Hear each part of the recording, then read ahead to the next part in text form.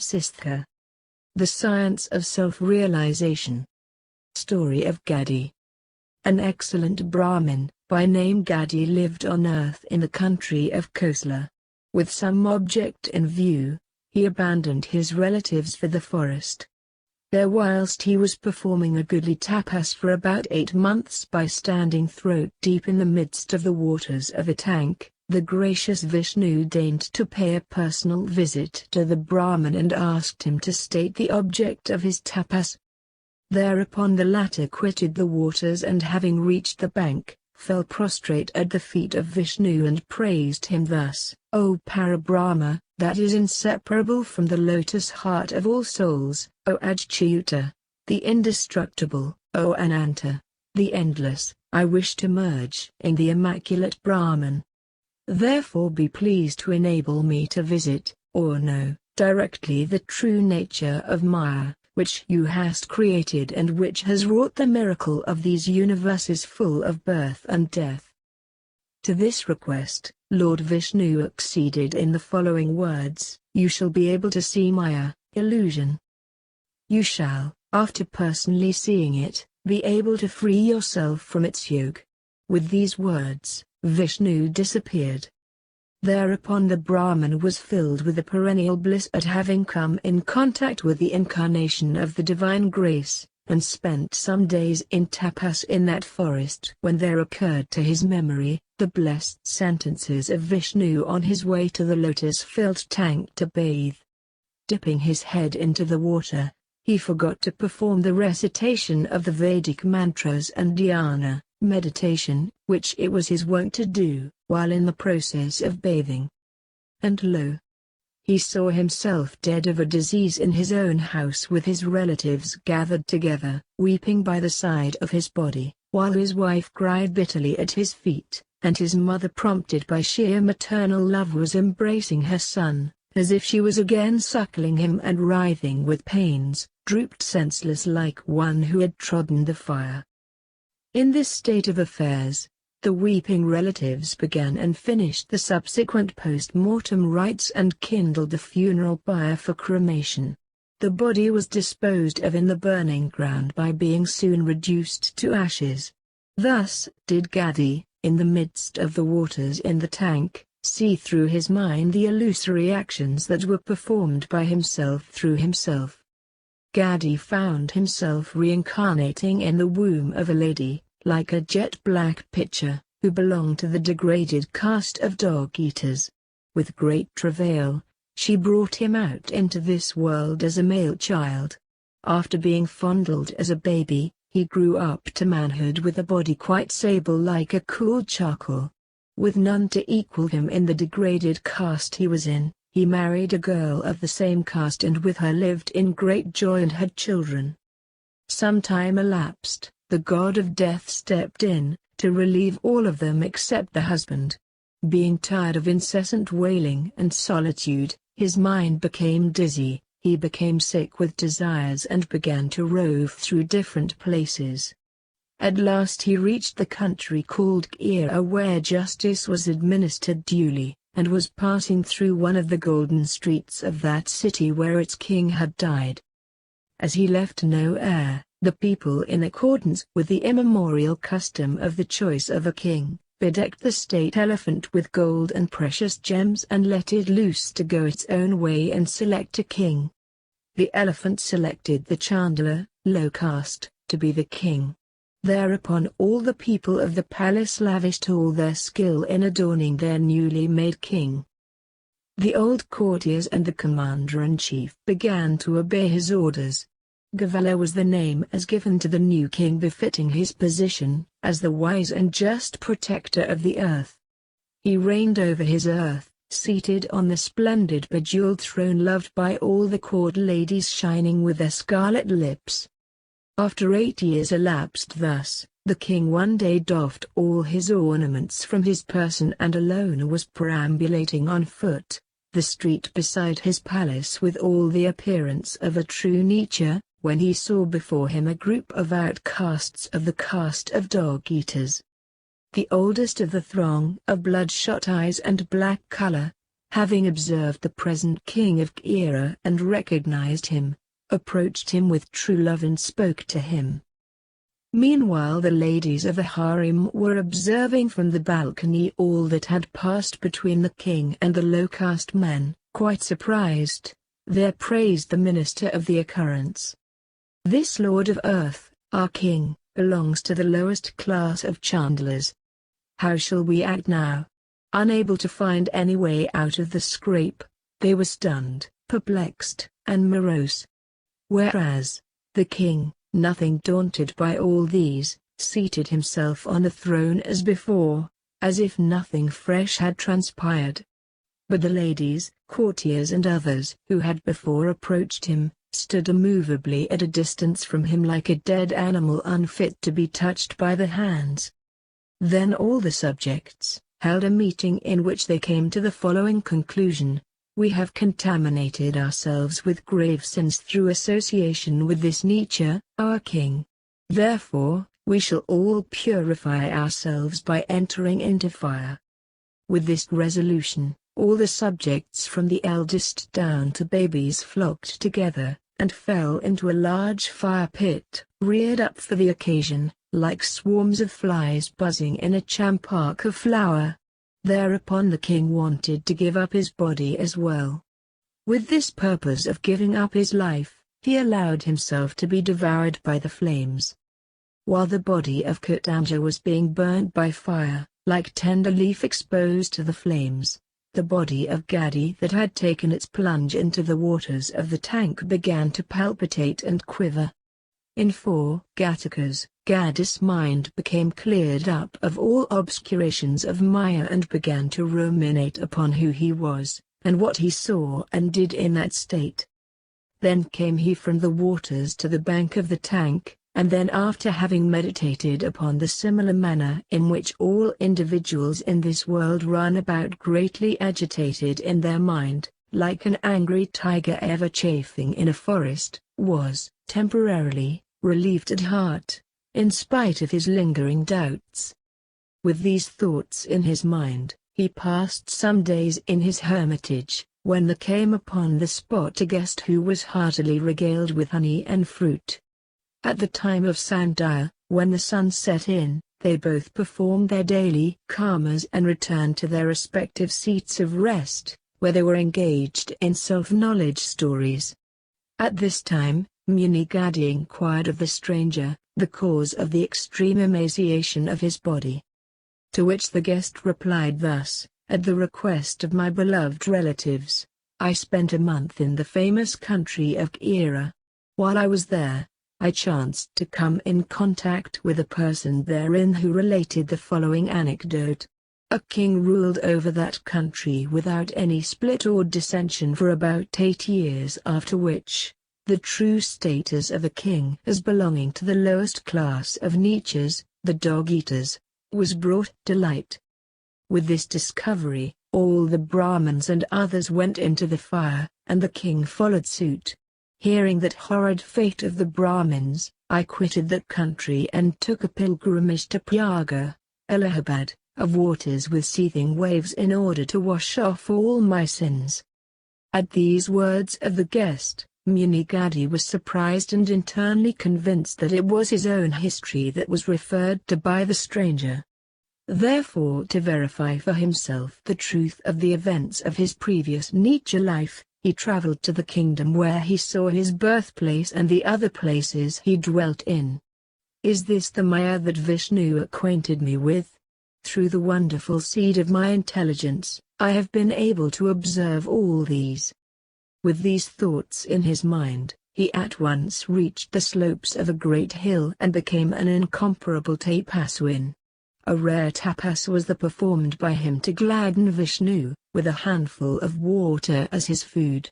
Lord Vishnu appeared and said, "You have seen the glory of Maya in its true colors, what more do you want? Why do you perform this true tapas on the hillside here?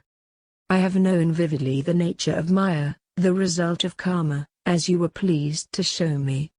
But I am yet ignorant of Maya in its latent innate state. How came this delusion to manifest itself as real? Vishnu replied thus, O Brahmin, this earth and other things of the universe have for their substratum the mind and do not exist at any period apart from the mind. Almost all persons in this world, walking in the path of this universe of dreams, delusion and egoism, look upon it as real and enjoy it. It is only in consciousness, the flitting mind, that the universe rests. Why should you be surprised, if this mind of yours, which contains, potentially, in itself all the universe, should bring into objectivity your life of anicca, which is but an insignificant part of the whole? The excessive one-thoughtedness, or ideation, of your mind reflected itself in the life of anicca, which reflection was then known. This reflection was caught up by the guest who came in subsequently and saw as real all these delusions. Like the analogy of a crow and palmyra fruits, the ideation of the Nietzsche's life reflected itself also in the minds of all who lived in Hana and Kira. Thus, did these two kinds of ideations lend increased reality to the minds of all creatures. Truly marvelous are the effects or manifestations of the mind, like the analogy of a crow and the palmyra fruits. Thus do diverse persons view the one dream of the universe in various ways. With one sport, many boys divert themselves in different ways. Just as the cause of the fall of ripe palmyra fruits is wrongly attributed to a crow which perches upon the tree at the time of their fall, so the universe is thought to be real though it is merely the creation of the mind. In similar manner was the Nietzsche born in Hana Mandala in the habitation prepared for him by the mind. Likewise with the death of his relatives, he reached a foreign country. There he reigned over the country of Kira with his white victorious parasol overshadowing his subjects, and there allowed himself to be devoured by flames. It was only the ideation of your supreme mind thinking about the Nietzsche's life that brought about the reflection which afterwards assumed a reality. The ignorant who are impressed with the idea of the differentiations of he, you, I, this, that, mine, etc., will ever be sunk in the mire of pains, but those who have cognized earth and other things of the universe as no other than I, will never despond under grief. With a mind distinct from and having no longing towards all the things of this earth, their firm intelligence will never cling to desires. Knowers of tattva knowledge will never render themselves liable to the delusions of ignorance. As you hast not cognized knowledge fully, you have not rid yourself of all your mental delusions and quitted them all as degrading. Therefore you have completely forgotten yourself, in a moment through your delusions. To this wheel of the grand mower, delusions, mind is the axle. If by dint of discrimination, your mind be destroyed, then illusion will not afflict you. Now rise up from here and retire into the caves of this hill and perform tapasya for 10 years. Then will the eternal and true knowledge dawn in thee, fully. With these words, the above-mentioned, manifested form of Vishnu disappeared at the very spot where it had appeared. Thereupon the stainless Muni Gadhi, freed of all dire delusions, was devoid of attachments and underwent a rare tapas. After a course of 10 years, he lived replete with true knowledge. Then having attained the incomparable seat of Sat, truth, devoid of fear, pains, and longing for objects and shone in his real quiescent state, as a Jivan Mukta ever of the nature of bliss and with a mind as full as the full moon. Story of Uddaalaka. The entire freedom from the bondage of mind leads to the unveiled cognition of truth, the auspicious Shiva, the Brahmic state, the omniscient, the all-full bliss and the stainless. May you, my child, after destroying ignorance, associate your mind with the stainless self-knowledge with true belief. May you live with bliss without any care or worry as the absolute consciousness itself, though ever engaged in actions as a doer, yet as a non-doer. May you live in your God consciousness as Brahman itself, severing mentally all your connections with the senses, outward appearances, purging your mind of all thoughts and destroying the desires. May you live as Brahman itself, the quintessence of all knowledge without being invaded by love or hatred, producing fluctuation of mind or by the poisonous desires for objects, pleasurable or otherwise.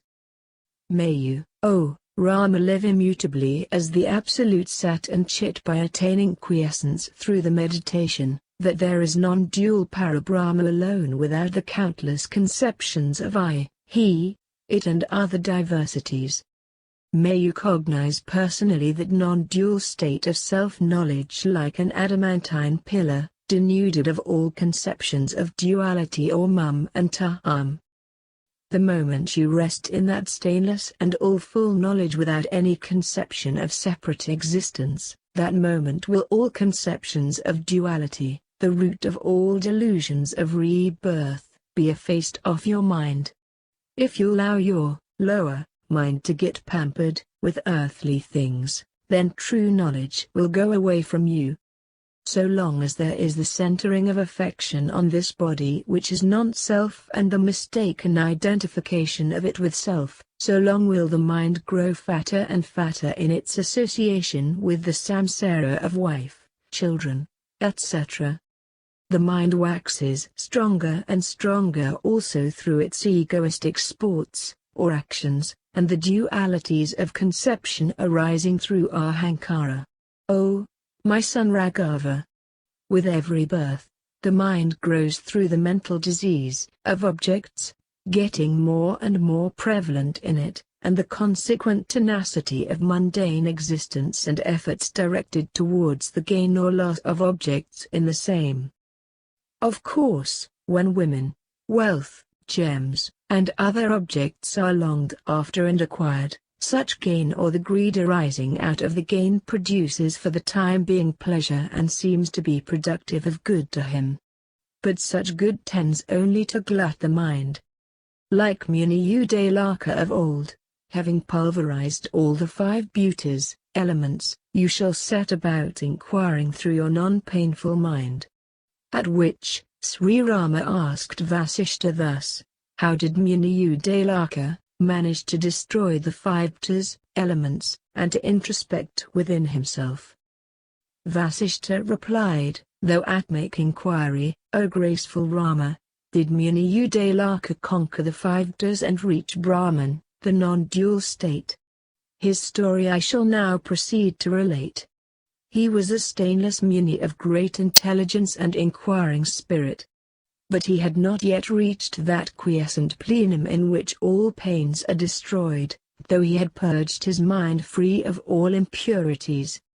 With the following of a virtuous course, the due performance of a nishkama tapas, or a tapas without the longing after fruits, a right understanding of the significance of the spiritual books and a proper observance of yama and nama, an unsullied discrimination set in upon Uddaalaka's mind and he began to meditate thus wise.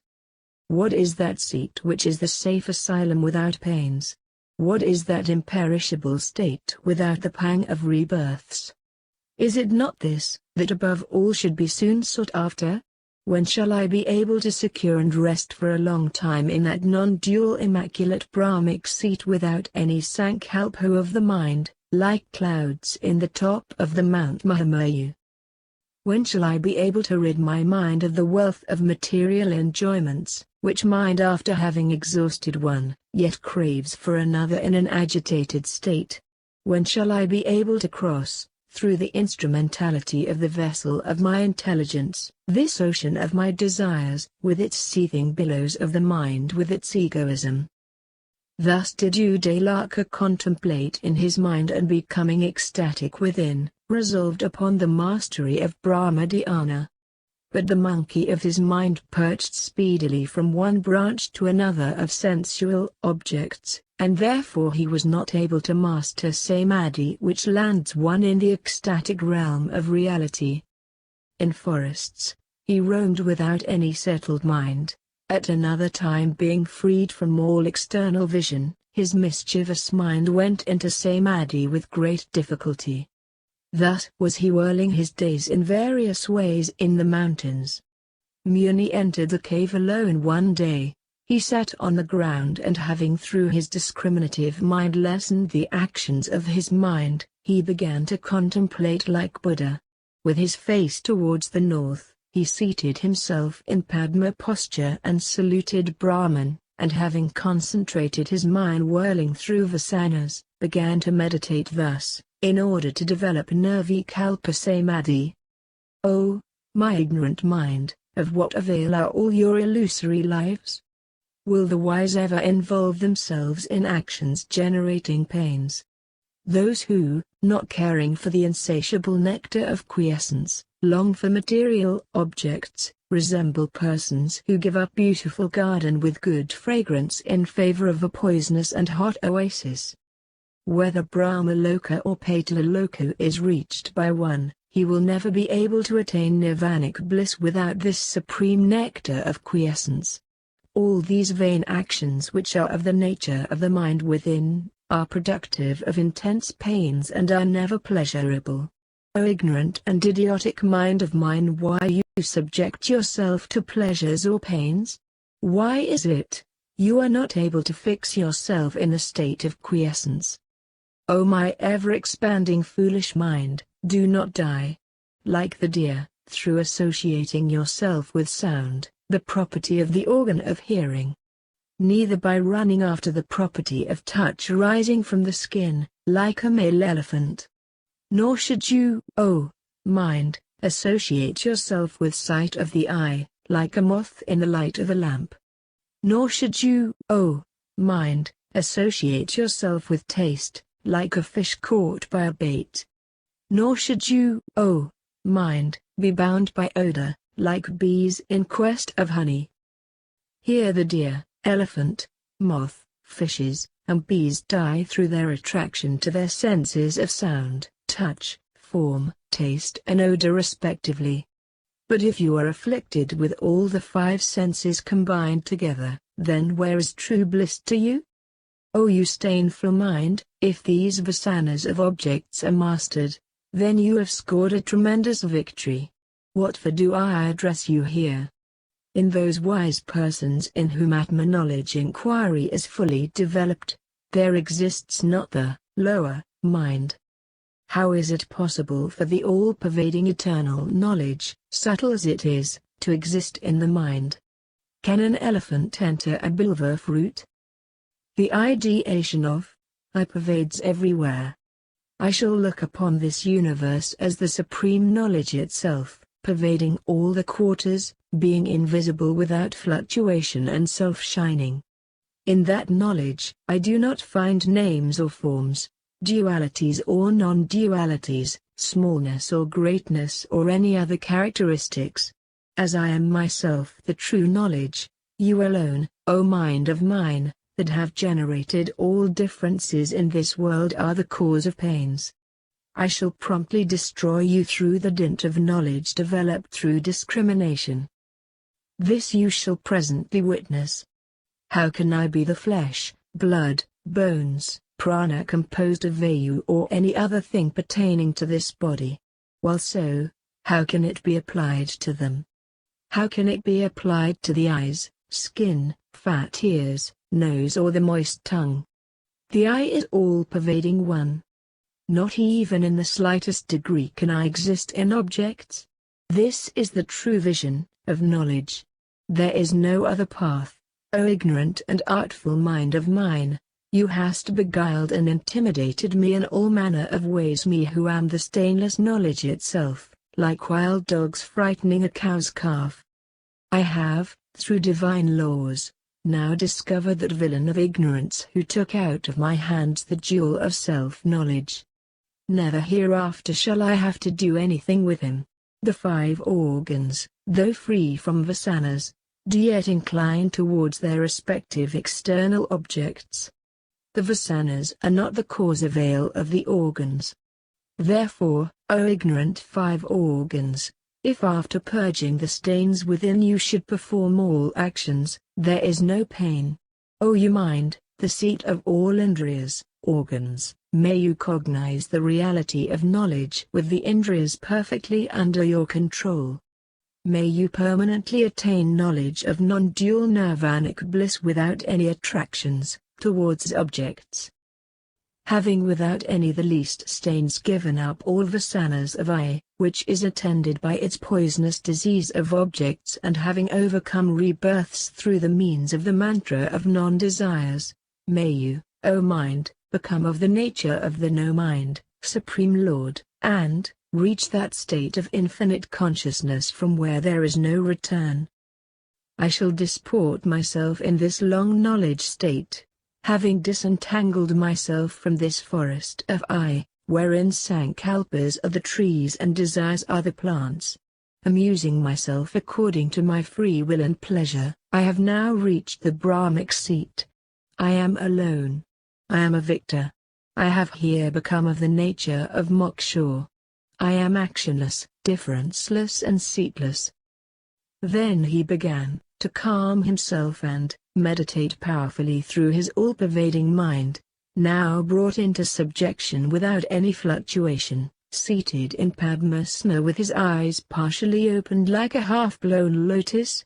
This Supreme Personage uttered pranava, Om, without any difficulty and with its appropriate high-sounding intonation. Then Muni Uddaalaka, who uttered pranava of the nature of knowledge, began to cognize Brahman. But when he intoned the first part or akara of Om and raises one by itself, without any support to the transcendental knowledge that is all-pervading and stainless, all the noble pranavayas shone with effulgence in his body, producing and raising sound in it. Then did the process of vichaka, expiration, arise in the whole body, exhaling the pranavayu without. Like Muni Agastya, who sipped with one sip the whole ocean and rendered it void of water, his whole body was rendered void of pranavayu, which lifted itself up to the regions of partless knowledge essence. The great Agni, or knowledge, pervaded the whole body and burnt it up within. This is the first stage of pranava. This stage of vichaka shines or arises not through hatha yoga. For does not hatha yoga generate dire pains? Then in the equilibrated stage of the second, viz., yakara of the noble pranava, the immovable kumaka, cessation of breath, was induced in the pranavayas which pervaded the whole body. The non-agitated pranavayas were then full both externally and internally, high and low, and in the quarters and the akas, like bellows stuffed with air. In an instant, the agony which burnt the body in the previous stage was now extinguished, like a flashing lightning. The body became snow-white like the burnt white ashes, thereby revealing within it bones, muscles and other things in regular order. All the network of bones appeared in a regular gradation, as if sleeping in a bed of camphor. With vayu, these white ashes were raised up in the air and in a moment permeated the whole ether. All these collected themselves in one place like wintry clouds. Thus was the second stage of pranava attained, wherein he was till his longed-for, required time. Then in the third quiescent stage of pranava, viz., Makara, the pranavayas reached the stage called Puraka on account of their painfulness. In that painless stage, all the pranas entered the nectar of intelligence. All the pranavayas which were cool, as if drenched in snow, became the mandala, sphere, of the moon in the midst of the ether, like the evaporated smoke in the atmosphere transmuted into the cool clouds. Then the pranas laden with the nectary showers descended down from the ether and soaked the bodily ashes lying below. The strong resplendent body of Muni Uddaalaka glowed like the form of Vishnu with the 4 arms and the lustre of the moon, stainlessly through the ambrosial draughts as of the divine Ganges flowing from the head of Shiva. All the pranas saturated with nectar, permeated the whole body and saluting Kundalini Sakti, in the navel, circumambulated it.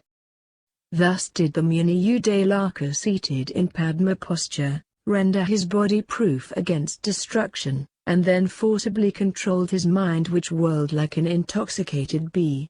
Preserving silence, he calculated the speed of the soft pranas and apanas and gradually controlled them.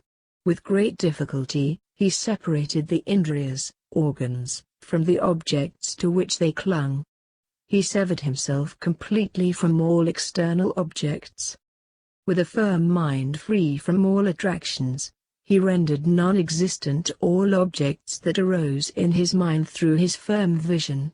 In order to prevent the exit of pranavayu, he closed first the primal avenue and thereby all the 9 avenues of the body, just as a house, when its front gate is closed, prevents ingress into the minor gates within. Having thus captured and stowed away his mind like a rutting elephant in a mountain pitfall, his mind became as clear as a placid sky and was devoid of all vikalpas, which are but the reflections of the truth, like a champion killing with his sword his foes who rise against him again and again. He destroyed, as they arose, all thoughts of objects. With the extinction of all vikalpas, he destroyed through his discrimination that mental darkness, quiescence, which intervened between himself and the spiritual sun in his heart as sable as collyrium. With the internal disappearing, he saw before him a radiant light which the Muni tided over. In that stage, the mind of the Muni began to whirl and daze away as in the dead of night. This dizziness being over, void ether was known by him, and then came moha, delusion. Even this moha was dispelled off his mind by this Muni of blissful vision, like darkness disappearing at the approach of the sun in this world. Passing thus through the stages of darkness, light, sleep, and moha, the Muni at last reached the stage of nirvikalpa samadhi when his mind enjoyed quiescence for one moment, at least. With freedom from all pains, he attained the real knowledge shining everywhere as all forms, like water which when clammed up fills up all the previously unfilled spots.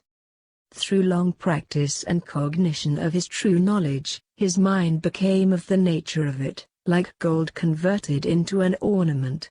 Being deprived of its attributes of hardness, it became chit, consciousness, itself, like a pot amidst clay. Being divested of all visions of objects, it contained consciousness proper, like an ocean in its ordinary equilibrated state without the disturbance of waves. The Muni, freed from all attractions towards objects, became of the nature of prana ether pervading everywhere and being the substratum of all the mundane egg. He was drowned, as in an ocean of nectar, in the practical enjoyment of the great bliss, where the seer alone exists without the visual or the sight. He reached that knowledge state which is above all and in which nothing but truth exists and became the ocean of eternal knowledge, and the all-pervading absolute consciousness.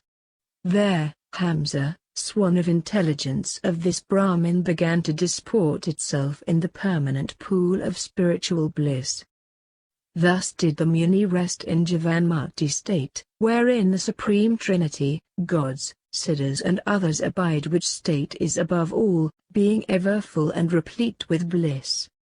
This state can be stated to be both with full bliss and without it. Whether the wise rest in that Brahmic state for 1 moment or 100 years, they will never afterwards long for the sight of objects which are the generators of rebirth. The Muni enjoyed nirvanic bliss, as long as he willed, in this forest and amidst the company of the true devotees of the Lord. He would spend in one sitting, days, months, and even years in deep samadhi and then would wake up. From that time forward, he was ever engaged in nirvikalpa samadhi, when his mind reached the non-dual state. He was full everywhere, like the sun rays pervading the whole world. Through the long unintermittent practice of merging in the Sat-Chit-Ananda, or the one universal consciousness, he reached the Sita Samanya, or the universal beingness. Here Sri Rama interrupted Vasishta with the question, "What is Sita Samanya?" To which Vasishta replied thus: when one's mind, being deprived of all false thoughts, becomes of the nature of the all-pervading chit-samanya, and when all thoughts are lessened gradually, then this chit-samanya is itself citta-samanya. When all the visibles vanish away from one's mind as unreal as the horns of a hare, and when vritti knowledge, the actions of the lower mind, is merged into supreme infinite consciousness, then this consciousness is itself citta-samanya. When all external and internal objects as well as diverse things and bodies are annihilated, off the mind, and when the mind exists as consciousness itself, then this chit-samanya is citta-samanya.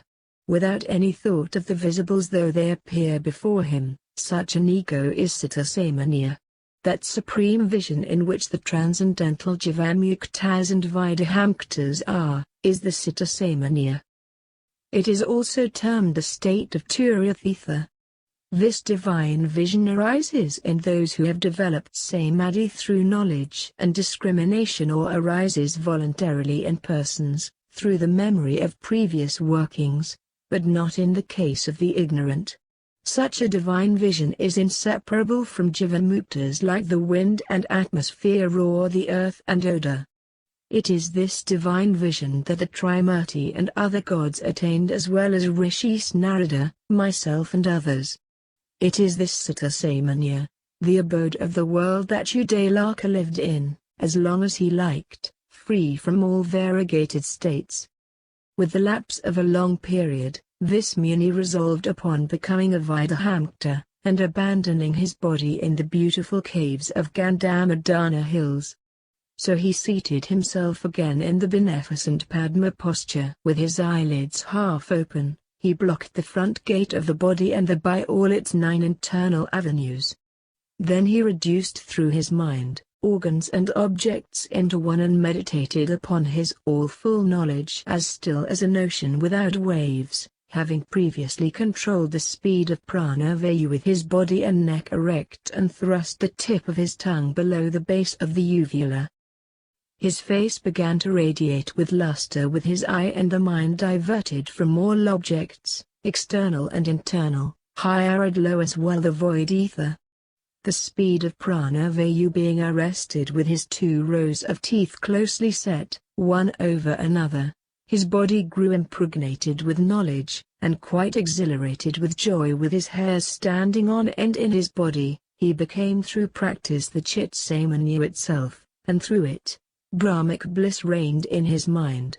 After quaffing fully the ocean of Brahmic bliss, he quitted the chit-samanya state for citta-samanya state, which being itself infinite is the substratum of all. In which state he was completely quiescent and free from all the pains of mind. Through this grand bliss, far above all measurable bliss, his face was blooming like a fresh lotus. Having reached the stainless state, his mind gradually melted away, all delusions of birth wore away little by little, and he became pure sattva, transparency, itself, and became one with the Brahmic light.